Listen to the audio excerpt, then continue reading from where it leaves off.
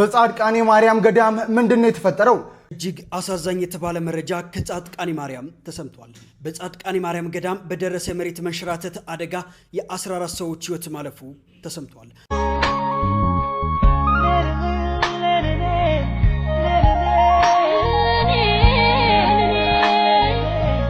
ጉዳቱ የደረሰው ያው ጠዋት በ27 ዛሬ ማለት ነው ከጠዋቱ 1 ሰዓት ላይ ነው። እንግዲህ ያው ከላይ ገደሉ ተንዶ ነው ተንሸራቶ ነው። አካል ጉዳት ደግሞ የደረሰባቸው 5 ናቸው ማለት ነው።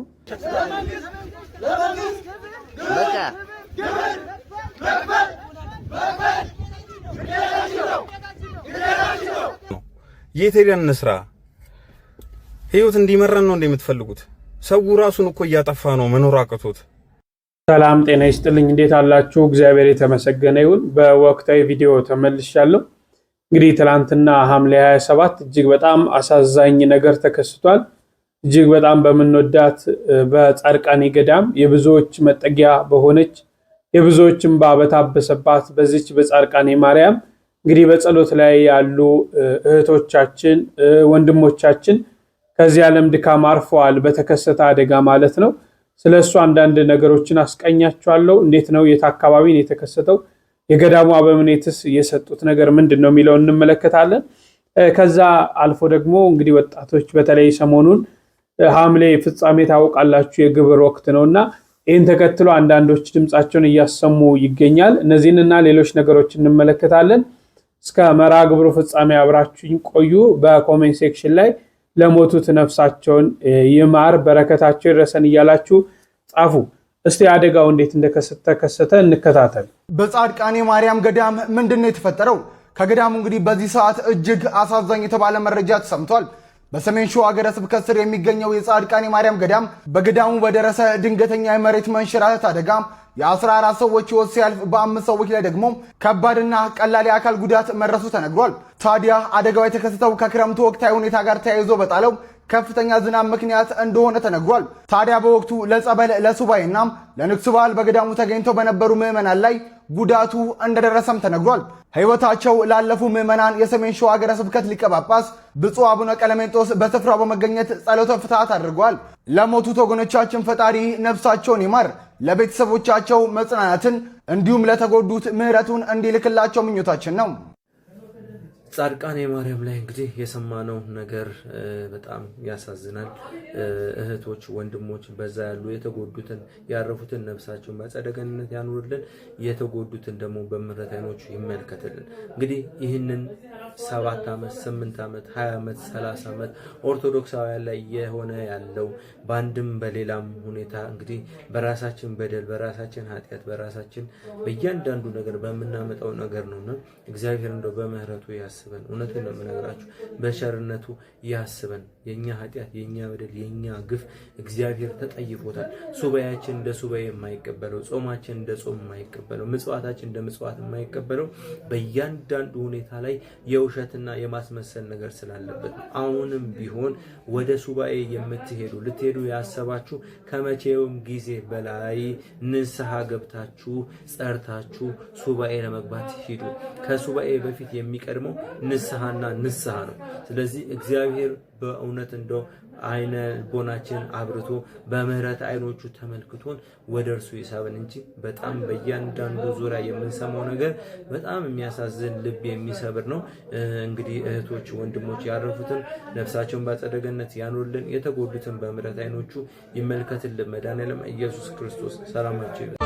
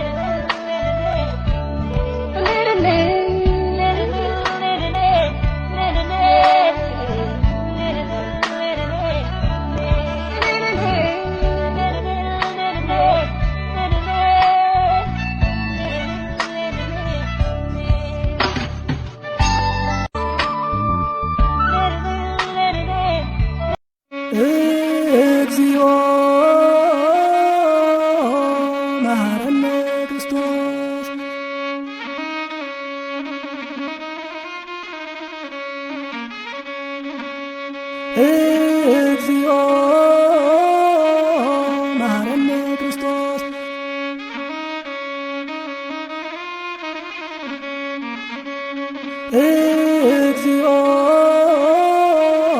መሐረነ ክርስቶስ።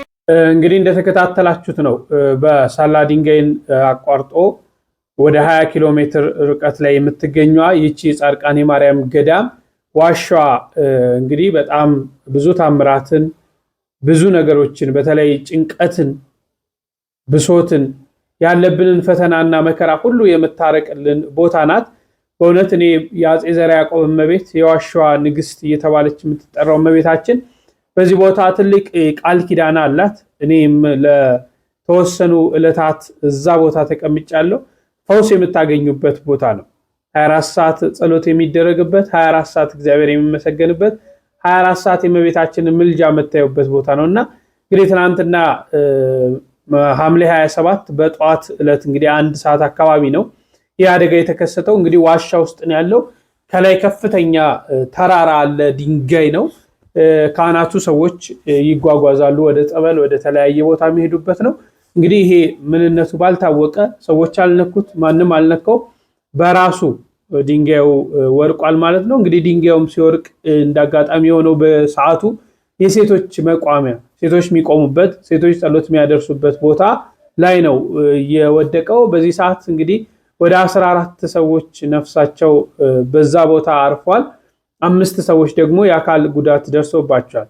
እንግዲህ እነዚህ ሰዎች እመቤታችንን ለመማፀን እመቤታችንን ለመለመን ከክርስቶስ ይቅርታን እንድታሰጥ ለመለመን ወደዚህ ገዳም ሄደው ነው ህይወታቸው ያጣው። በእውነት መታደል ነው። በገዳሟ በቃል ኪዳን ባለባት ስለተሰሚዋ በሆነች በእመቤታችን ገዳም ለጸሎት ተኪዶ ለልመና ተኪዶ ለሱባኤ ተኪዶ በዛው እንግዲህ እረፍት ማድረግ የስጋን እረፍት ማድረግ መታደል ነው። በዓለማዊ ቦታ በተለያየ ቦታ እንሞቴል፣ በጭፈራ ቦታ እንሞቴል፣ እየተንዘላዘልን እንሞቴል፣ ዋጋ በሌለው ህይወት ውስጥ እየተመላለስን እንሞቴል፣ ድነት በሌለው ህይወት ውስጥ መንገድ ውስጥ እየተመላለስን እንሞቴል። ዛሬ ግን እመቤታችንን ፍለጋ ነው ከልጇ እንድታስታርቀን ፍለጋ ሄደው ነው እነዚህ ሰዎች። ይከብዳል፣ ከባድ ነው ሐዘኑ ለቤተሰብ። ነገር ግን የሞቱት ህይወት ባለበት ህይወት በሚያስጥበት አይደለም ለምድራዊ ለሰማያዊ ዘላለም ህይወት። እኛ ወደዚህ ቦታ ስንጓዝ እኮ ምድራዊ ነገራችን እንዲሞላልን ስለመጠየቅ ጌቶቻችንን ስለ ነፍሶቻችን የምንለምን ጎደሎቻችን እንዲሞላ ትዳር ከሌለን ትዳር እንዲሰጠን፣ ልጅ ከሌለን ልጅ እንዲሰጠን፣ ሰላም ያጣን ሰላም እንድናገኝ በህይወታችን በመንገዳችን ሁሉ እመቤታችን እንድትገባ ልመና ነው ወደዚህ ቦታ የምንጓዘው አይደል? ታዲያ እመቤታችን የዘላለም ረፍትን ሰጥታለች። በቦታው አደጋው ያሳዝናል። የተከሰተበት ሁኔታ እጅግ ልብ ይሰብራል። ግን የሞቱበት ቦታ ስናስብ ደግሞ ልንጽናና ይገባል። ህይወት በሚያገኙበት ዘላለማዊ ህይወት ስንቱ በሚናፍቅበት ቦታ ነው ህይወታቸውን ያጡትና እግዚአብሔር አምላክ ነፍሶቻቸውን በቅዱሳን ጎን እንደሚያሳርፍ ምንም ጥርጥር የለንም። የገዳሙ አበምኔት የሰጡት መግለጫ አለ።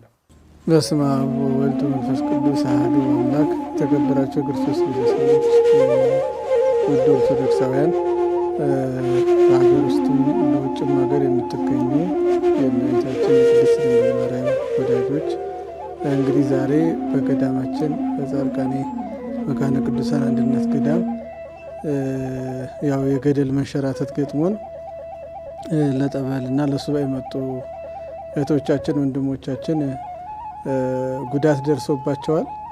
ጉዳቱ የደረሰው ያው ጠዋት በ27 ዛሬ ማለት ነው ከጠዋቱ 1 ሰዓት ላይ ነው። እንግዲህ ያው ከላይ ገደሉ ተንዶ ነው ተንሸራቶ ነው በራሱ ማለት ነው። በራሱ ነው የተንሸራተተው። የተጎዱት እንግዲህ ህይወታቸው ያለፈው 14 ሰዎች ናቸው። አካል ጉዳት ደግሞ የደረሰባቸው 5 ናቸው ማለት ነው። ስለዚህ ያው እንግዲህ በጣም ይሄ በመከሰቱ በጣም አዝነናል፣ ሀዘን ተሰምቶናል። ነገር ግን ደግሞ ያው በዚህ ያረፉ እህቶቻችን ወንድሞቻችን እመቤታችን ወዳጆች ናቸው። እየጸለዩ ባለበት ሰዓት ያው ባልታሰበ ሁኔታ ነው የተከሰተው በራሱ። ስለዚህ በተለያየ ሚዲያ የተለያየ መረጃ ሊሰራጭ ስለሚችል ትልልቁ ዋናው መረጃችን ያው ከገዳሙ ያለው በእጃችን አሁን ያለን መረጃ ይሄ ነውና ስለዚህ ይህንን እንድታቁ ለማለት ነው ይህንን መግለጫ መስጠት የፈለግነው። እግዚአብሔር ከዳግም ሐዘን ይሰውረን። ያረፉ ወንድሞቻችን እህቶቻችንን እግዚአብሔር አምላክ በቅዱሳኑ አንድነት እንዲያሳርፍልን ጸሎታችን ነው። እግዚአብሔር ከኛ ጋር ይሁን። እንግዲህ የገዳሟ መምኔት በተለያየ ምክንያት እንግዲህ ሶሻል ሚዲያው የምታውቁት ነው ማይሆኑ መረጃዎች እንዳይሰራጩ ሐዘን ላይ ሆነው የደረሰባቸውን መከራ የደረሰባቸውን ፈተና ተናግረዋል። እንግዲህ ለአባቶቻችንም መጽናናትን በቦታው ላሉትም መጽናናትን ይስጥልን። አባቶቻችን እንኳን ይህንን የሚመኙት ነው። በገዳሟ እየኖሩ ህይወታቸው እዛችሁ እንድታልፍ የሚመኙት ነውና እግዚአብሔር ያጽናናልን። እንግዲህ ስርዓተ ቀብራቸው ተፈጽሟል። የሀገረ ስብከቱ ሊቀ ጳጳስ ብፁዕ አቡነ ቀለሚንጦስ በተገኙበት፣ የሀገረ ስብከቱ ስራ አስኪያጅ፣ በርካታ ምዕመናን በተገኙበት፣ የገዳም አባቶች በተገኙበት ጸሎተ ፍትሐት ተደርጎ እንግዲህ ቀብራቸው በዛው ተፈጽሟል ማለት ነው። እግዚአብሔር ነፍሶቻቸውን ከቅዱሳኑ ጎን ያሳርፍ፣ ለቤተሰቦቻቸው መጽናናትን ያድልልን ለማለት እወዳለሁ። እንግዲህ ሰሞኑን ያው የግብር መክፈያ ነው። ብዙዎች እንግዲህ መስራት አልቻልንም ብለው አቤቱታ እያሰሙ ነው።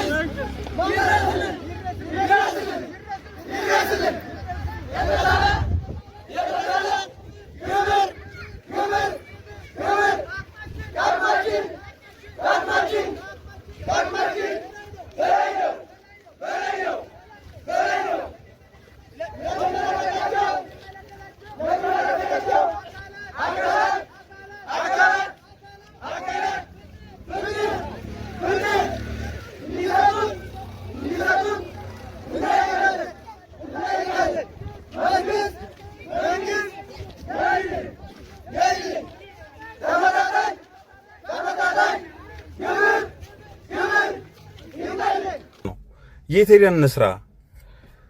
ህይወት እንዲመረን ነው እንደምትፈልጉት? ሰው ራሱን እኮ እያጠፋ ነው መኖር አቅቶት። እኔ በዚህ 3 ቀን ውስጥ 4-5 ሰው የሞተ ሰው አውቃለሁ፣ ራሱን ያጠፋ ሰው በዚህ በግብር ምክንያት። ያልሰራነውን ኪታምተን እንድንከፍል ነው የምትፈልጉት? ኢኮኖሚ በጦርነት ደቋል፣ ሞቷል፣ ስራ የለም፣ ወጣቱ ተስፋ ቆርጧል። በየጥጋ ጥጉ ነው ተጋድሞ መታየው ወጣቱን በሙሉ። የት ሄደን እንኑር? አናሳዝናችሁ? እኛ ወጣቶች እድሜ ከ40-50 በላይ ያላችሁ ሰዎች እንኳን ለሞት እየቀረባችሁ ነው፣ ትሞታላችሁ። ወጣት ግን ሆኖ ሀገሩ ላይ ተስፋ ከቆረጠ ተኝተናል። ሌትስ ጎ እንነሳ፣ እንጠይቅ የምንፈልገውን ነገር። እንዴ በጎች አይደለንም፣ ሰዎች ነን። የት እንሂድ? እንግዲህ ግብር መክፈል ግዴታ ነው። ምንም ይሄ የሚያደራድር ማንም ሰው የሚክደው ሀቅ አይደለም። ግብር መክፈል ግድ ነው። ግን ሁኔታዎቹ አሁን ካለው የኑሮ ሁኔታ ካለው ነባራዊ ሁኔታ እና ከሚሰራው አንጻር ስናይ እየተደረጉ ያሉት የግብር መጠኖች እየተተመኑ ያሉት በጣም ከፍተኛ ስለሆነ ብዙዎች እንግዲህ ተስፋ እንዲቆርጡ ወደ ስራው ዓለም እንዳይገቡ ወደ ቢዝነሱ ዓለም እንዳይገቡ ንግድ ፍቃድ እንዳያወጡ የሚያደርጉ ሳንኳ ሆኖ የሚይዛቸው ነገር እየተከሰተ ነውና እንደው ይህንን መንግስት ቢመለከት እኔ ባይዘው የመናገር የምፈልገው ፖለቲከኛ አይደለሁም። ስለ ፖለቲካ የማውቀው ነገር የለም። ግን መንግስት እንግዲህ ተመርጧል። ይህን 5 ዓመታት ስለ ህዝቡ መስራት አለበት ብዬ ነው ማምነው። አዎ መሰረተ ልማቶች እየተሰሩ ነው፣ ጥሩ ነው። በርካታ ነገሮች እየተሰሩ ነው፣ መልካም ነው። ግን ህዝቡ ላይ ይሰራ። ከድህነት ዓለም እንዴት እንደሚወጣ ልክ እንደ ሌሎቹ ዓለማት መብላትና መጠጣት ምንለብሰውን ነገር ምንኖርበትን ቤት ማሰብ የለብንም። ስለዚህ ሰውን ከዚህ መንገድ እንዴት ላውጣው፣ ሰው እንዴት ኑሮው ይሻሻል፣ ወደ ተሻለ መንገድ እንዴት ሂድ፣ በተሰሩት መሰረተ ልማቶች እንዴት ራሱን ተጠቃሚ አድርግ፣ እንዴት ከዚህ ተደስቶ ይጠቀም የሚሉት በተለይ እታች ያለነው ማህበረሰብ ላይ በደንብ መስራት አለበት ብዬ አስባለሁ። ሐሳባችሁን እናንተም ስጡ። እነዚህን እንመልከትና እንጨርሳለን። አስደንቀኝ ሁሌ አይሙሬ መቀበል የሚከብደው የእናቴን ትልቅ ተግባርና ቤቷን ለማዳን ያደረገችው ነገር ሁሌ አይሙሬ ጋር የማይጠፋ ነገር አለ። እናቴ ባሏን ዳረች ደግሳ ብል ይገርማል ማለት የራሷን ባል ከእስልምና ወደ ክርስትና ከመጣሁባቸው ብዙ ምክንያቶች መሃል አይሙሬ ውስጥ የሚመጡት ያልኩ እሱ ነው አንደኛው ምክንያት ይሄ ነው ብለህ ነበር። እሺ እናቴ አባቴ ትንሽ ያስቸግራል እና ሌላ ሴት የማግባት ፍላጎት ነበረበት እና እናቴ ደግሞ ቤቷን ለማዳንና ከልጆቿ ጋር በጤና በሰላም ለመኖር ማለት እናትህ እያለች ነው ሌላ ሚስት የሚያገባው? ሌላ ሚስት ማግባት እናቴ እያለች ማለት በህይወት እያለች ሳይፋቱ አንድ ቤት እየኖሩ በልቶ እየጠጣ እየወጣ እየኖረ ማለት ነው አንድ ላይ እየኖሩ እና ይሄ በራሴ እድሜ ስለማስታውሰው ነው። ምን ይሰማቸዋል? እኔ እንጃ እንግዲህ ለእናቴ ዛኔ የነበረውን ክብደት እኔ እሷና እግዚአብሔር ነው የሚያውቁት። እሺ አባቴ ማግባት እንደሚፈልግና በቃ ሲያስቸግራት ምን አለገች? በራሷ እጅ ሽማግሌ ልካ ልጅቷን አስጠይቃ ሚኦ ትባላለች። አሁንም ማስታወሳታለሁ። ጸይም ቀጭን ነገር ነች። ሽማግሌ ልካ አስጠይቃ ሰርግ ደግሳ የራሷን መኝታ ቤት ለቃ እሷ ወደ ሳሎን ገብታ አባቴ እንዳረችው ማለት ነው። የራሷ አልጋ ላይ የራሷ ጓዳ ላይ አባት ሌላ ሚስት ይዞ እንዲገባ ፈቀደች በራሷ። ለእናቴ በጣም ከባድ ነው። ይሄን ነገር ማወቅ የሚችለው በእሷ ቦታ የሆነ ሰው ብቻ ነው። ለምን አደረግሽው ብትላት ምንም አማራጭ የላትም። ቤቷን ለማዳን ብቻ ነው እንጂ ወዳ አይደለም። እንደ ሴት ካየው ማለት ነው። እና እናቴ ዳረችው። ከተዳረ በኋላም እናቴ እንዲህ ልበል ሰራተኛ ሆነች ማለት ትችላለህ። ትሰራለች፣ ታበላለች፣ ታጠጣለች። ለማን ሰራተኛ? ያው ለአዲሷ ሚስት ነው። ትሰራለች፣ ታበላለች፣ ታጠጣለች። የመጀመሪያ ሚስት ለሁለተኛ ሚስት ምን ሆነች?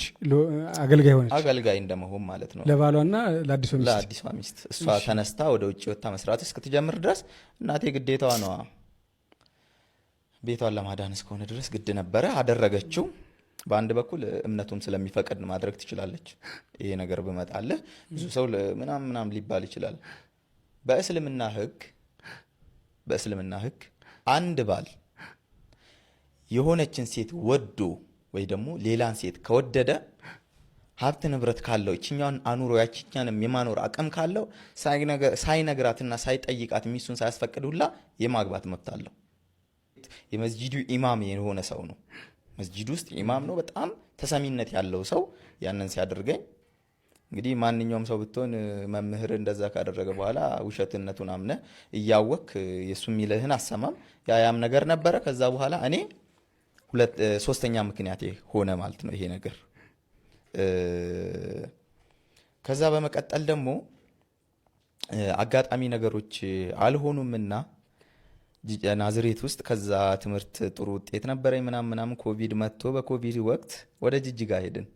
ወደ ጅጅጋ ስንሄድ ያው እናቴ ተለይቻ ስለማላቅ እናቴ ለአንድ ዓመት እኔ ጋር ትኖራለች ሲል ወንድሜ አይሆንም እኔም አብሬት ነው መመጣው ነው ያልኩት እና ወደ ጅጅጋ ሄድኩኝ። ጅጅጋ መኖር ስጀምር እግዚአብሔር አምላክ በብዙ ነገር ሲረዳኝ ነው እንግዲህ እኔ መንገድ ሲያደርግልኝ ነው። ወደ ጅጅጋ ሲሄድ ጅጅጋ ገባን፣ መኖር ጀመርን። እዚህ ያለው እንደነገርኩ ቀራራለው፣ እሰግዳለው፣ ምናምን መስጂድ እመላለሳለሁ፣ ብዙ ወቅት መስጂድ አሳልፋለሁ ብያለሁ። እዚህ ስመጣ ደግሞ ስራም ለመስራት ምናምን ተስማምቼ ከወንድሜ ጋር እየሰራው ለመማር ተስማምተን ምናምን ትምህርትም እየተማርኩ ስራ ለመስራት 10ኛ ክፍል ውጤት የኮቪድ ጊዜ ያው ያስታውሳል ብዙ ሰው ትራንስ ተደርጎልን ነበር፣ አልፈን ነበር ሁላችንም እና 10ን ተመዘገብኩ እየተማርኩኝ። እዛ ጅጅጋ ውስጥ ቋንቋ አልችልም፣ ሶማሊኛ ቋንቋ አልችልም። መግባባት የምችለው አማርኛ ቋንቋ ተናጋሪና ኦሮምኛ ቋንቋ ተናጋሪ ከሆነ ሰው ብቻ ነው። እኔ ኦሮምኛ ቋንቋ ተናጋሪ ነኝ፣ ኦሮምኛን የተማርኩት። አማርኛ ደግሞ ወስደኝ ወደ ኪዳነ ምሕረቱ እየወሰድከኝ ነው? ቀጥታ ወደ ጅጅጋ እየወሰድኩት። ከዛ ጓደኞች ያፈራሁት ኦርቶዶክሳውያን ሆኑ። ለዚህ ዓለም አትጨነቁ፣ ለሰማይ መንግስታችሁ ተጨነቁለት። የሰማይ መንግስት ስትፈልጉ የምድር መንግስት ይሰጣችኋል። የሰማይ ሰላም ስትፈልጉ የምድር ሰላም ይሰጣችኋል። የሰማይ ሀብት ስትፈልጉ የምድር ሀብት ይሰጣችኋል። ስለዚህ ለዚህ ዓለም አትጨነቁለት ለማለት አንዱ የህፃን ጠባዩ ይሄ ነው። ህፃናት አይጨነቁም። ሶስተኛ ደግሞ ህፃናት ለክብራቸው አይጨነቁም። አይገርማችሁ? አንጥፉልኝ አይሉ፣ ጎዝጉዙልኝ አይሉ፣ ተለቅ ያለውን ወንበር ለእኔ ስጡኝ አይሉ። ዝም ብለው ደው ጉቸዝ ያለ ማለት ከጭቃው ላይ ሁሉ ማለት ነው። ለክብራቸው አይጨነቁም።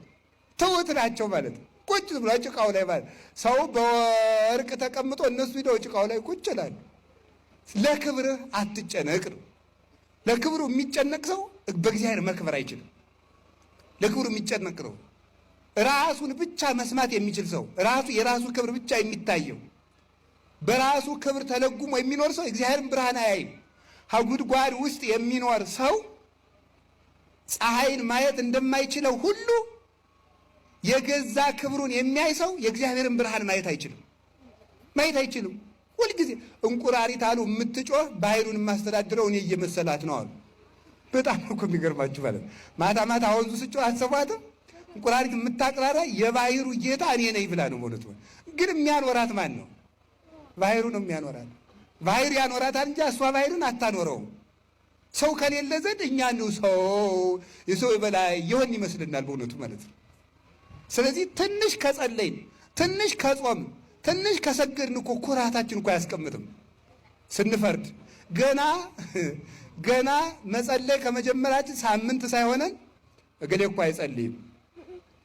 ገና መጾም ከጀመራችን 3 ቀን ሳይሆነን እገሌ እኮ አይጾምም። አየሁ ይሄን አውደልድል ስንት ቤተክርስቲያን እየጠፋ ይላል። ተመልከቱ።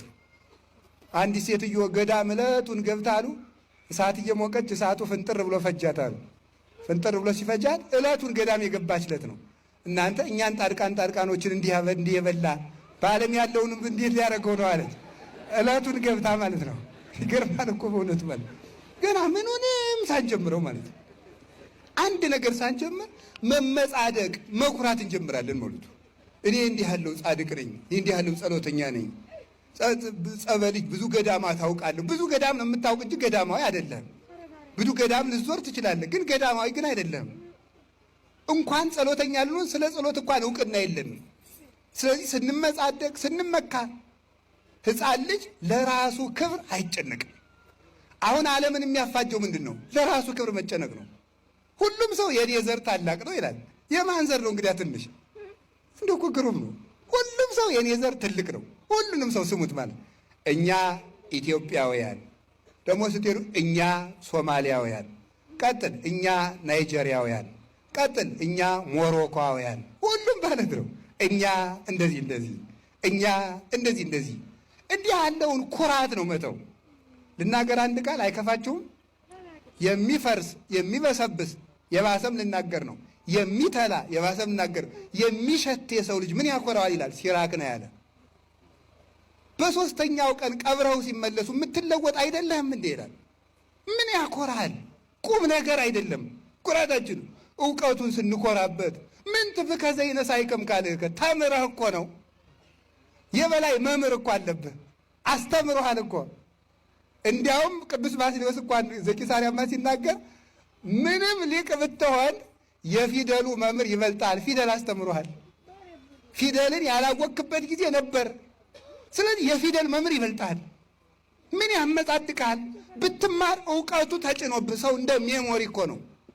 መምህር ጭኖብህ ነው ያወቅከው። መልከኛ ብትሆን መልክህን አፍንጫህን አልሰራው እግዚአብሔር ነው የሰራ እንጂ። ምን ያኮራል? ሀገር ቢኖርህ ሀገር የሰጠህ እግዚአብሔር ነው ሊመሰገን የሚገባው። ኃይል ቢኖርህ ኃይል የሰጠህ እግዚአብሔር ነው የሚመሰገነው። ብትሰጥ እግዚአብሔር የሰጠህን ነው። ብትናገር እግዚአብሔር ያናገረህን ነው። ምን ቁም ነገር አለው የሰው ልጅ? እኛ እንዲህ ያልን እየኮራን ነው መኖር ያቃተን፣ ከሰው ጋር መኖር ያቃተን። ባልና ሚስት መኖር ያቃታቸው እኔ እሷም የራሷን ክብስና ግን ይሄ ነገሌ ዘር የነ ደጃዝማች ገሌ ዘር አያቴ ቄስ ነበሩ። አያትሽ ነው ቄስ እንጂ አንቺ ቄስ አይደለሽም። እኔ አያቴ ቄስ ነበሩ፣ አጎቴ መርጌታ ናቸው። ምንም ቁም ነገር የለው። አንተ ምንድነህ ነው ቁም ነገሩ? እንደነ አያቴ ግብረ ሰላም ሲያበሉ ግሩም ነበር። አንተ ግን እየሰረክ ትበላለህ። እኛ ጎንደሮች ፈትፍተን የምናበለ የድሮዎቹ ይፈተፍቱ ነበር። አንተ የሰው አንገት ልትፈተፍት ነው። አናውቃችሁም? በየመንደሩ ሞባይል አንገት እያላችሁ እየቀማችሁ ይሄንን ነው ተመልከቱ። በቀድሞ መኩራት ትተን በራሳችን ይህን መመጻደቃችን መተው አለብን። እኔ ምንድነው ይበሉ። የትላንትና በደላቸውን ረስተው እግዚአብሔር እንዲያስተካክላቸው የመጡ ሰዎችን እግዚአብሔር ይቅር ሲላቸው እኛም ማንላቸው አንብስም? አላውቅልህም የት እንደነበርክ እያልን የምናሸማቀቃቸው፣ ደና ሰው አትመስልም ቆመ ስታስቀድስ የምንላቸው፣ ከዚህ ስትወጣ ምን እንደምታረግ የማናውቅ መሰለህ እያልን ሐሳባችን፣ አንደበታችን፣ ድርጊታችንም ጭምር የሚዘልፋቸው ሰዎች አሉ። ማቴዎስ የትላንትና ቀራጭነቱን አይደለም ክርስቶስ ሲጠራው ያየው የነገ ሐዋርያ መሆኑን ነው። ጳውሎስን ሲመለከተው ሲጠራው የትላንትና አሳዳጅነቱን አይቶ አይደለም ምርጥ ቃነቱን ተመልክቶ ነው። ታዲያ ክርስቲያኖች ምን ሆነን ነው እኛ ሌላውን ይቅር ላንልበት የምንችል ምን በቂ ምክንያት አግኝተን ነው? እኛን ከበደሉን በላይ እግዚአብሔርን አልበደሉትም እኚህ ሰዎች? እኛስ ሌላውን በደልን ከምንለው በላይ እግዚአብሔርን አላሳዘን ነው? በደንብ አድርገን ተመልከቱ ክርስቲያኖች። ሌላውን ሰው ይቅር ላለማለት አክርረን የምናጠብቀው ገመድ እግዚአብሔር እኛን ይቅር እንዳይለን የምናስረው ገመድ ነው። ሌላውን ሰው ይቅር ለማለት የምንፈታው ገመድ እግዚአብሔር እኛን ይቅር እንዲለን የምንፈታውም ጭምር ነው። በቃ አጭር እኮ ነው። ክርስቶስ ስለ ይቅርታ ሲያስተምር እናንተ ይቅር መባል የምትፈልጉ ከሆነ እግዚአብሔር ምህረትን እንዲያደርግላችሁ የምትሹ ከሆነ እናንተም ሌላውን ምን በሉ ነው ያለው? ይቅር በሉ። ይቅር ብለን ነው እኛ ታዲያ እዚህ የተሰበሰብነው? ይቅርታ አድርገን ነው ልባችን ንጹህ ሆኖ ነው የመጣ ነው? ተው ክርስቲያኖች፣ ቤተ ክርስቲያን ደጇን ከፍታ እግዚአብሔር እጆቹን ዘርግቶ ተቀበለን ማለት ቢያንስ ለመስተካከል እድል እንደሰጠና ምን የምንመጣው እንጂ ከነችግራችንና ልናስወግደው የምንችለውን ነገር በሙሉ ችግር የለም ብለን እንድንመጣ አይደለም። ይቅር ማለት ለምን ከበደን? እውነት አንዳንዴ አስቡት ክርስቲያኖች፣ እንኳን እኛ እርስ በርስ ይቅርና በደሉን ብለን የምንናገራቸው ሰዎች ቤተ ክርስቲያን ውስጥ ቢመጡ የማያስገባቸው የእግዚአብሔር ይቅር አለ ማለት ነው ወይስ የኛም ቢተኝነት ነው? የኛም ቢተኝነት እኮ ነው። ሁሉንም አስቧቸው። ክፉ አረጉብን የምትሏቸውን ሰዎች ሁሉንም ምን ክፉ ያደረጉብን ነገር አሉ? ሁሉንም አስቡት። እኒህን እግዚአብሔር ይቅር እንዲላቸው የሚያስፈልገው መጠጋት ብቻ ነው። ቃለ ሕይወትን ያሰማልን ለመምሮቻችን እግዚአብሔር አምላክ የሰማነውን በልቦናችን ያሳድርብን። እንግዲህ በፊታችን ነሐሴ 1 ጾመ ፍልሰታ እየመጣች ነው። እመቤታችንን የምናስብበት ሁላችንም ሕፃን አዋቂው ሱባኤ የሚገባበት የልቦናው መሻት የሚፈጸምበት ሱባኤያችን በጣም በናፍቆት የምንጠብቃት እየመጣች ነው። ዝግጅቶችን ልናደርግ ያስፈልጋል። በንስሐ ሕይወት ልንመላለስ ያስፈልጋል። ፍሬ የምናፈራበት ጾም ሊሆን ይገባል። ዝም ብለን እንግዲህ የረሃብ አድማ አድርገን እስከ 9 ሰዓት መጾም ብቻ ሳይሆን ይህንን ጾም ስጾም ምን አይነት ፍሬ ማፍራት አለብኝ፣ ምን ማግኘት አለብን ብለን የሆነ ነገር ማስቀመጥ አለብን። እግዚአብሔር ዘንድ የምንቀርብበትን ነገር ማለት ነውና ጾሙን በሰላም ተጀምሮ እግዚአብሔር አምላክ ለእመቤታችን ለብርሃነ ትንሣኤ ያደርሰን እላለሁ። ሁላችሁም ተዘጋጅታችሁ ቆዩ። በሌሎች መረጃዎች እስክንገናኝ ቸር ቆዩልኝ።